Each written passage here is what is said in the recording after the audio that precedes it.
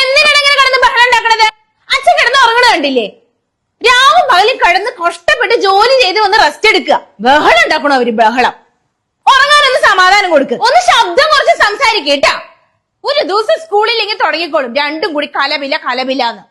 ഉറങ്ങണവര് സമാധാനം കൊടുക്കില്ല എന്ന് വെച്ച് കഴിഞ്ഞാൽ പോത്ത് പോലെ വളർന്നു. എന്നിട്ട് ഒരു ബോധം വെച്ചിട്ടില്ല പിള്ളേർക്ക്. എന്താ ഉണ്ണേട്ടാ എണീറ്റിരിക്കണേ? കിടന്നോ? തലവേദനിക്കുന്നല്ലേ പറഞ്ഞത്? നന്നായിട്ട് ഒന്ന് ഉറങ്ങിയാ ശരിയാവും. ഇനി ബഹളം ഉണ്ടാക്കും നിങ്ങളിവിടെ. ശരിയായിട്ട് തന്നെ ഞാൻ രണ്ടിനെയും പിടിച്ച് പുറത്താക്കും. കിടന്നോട്ടാ.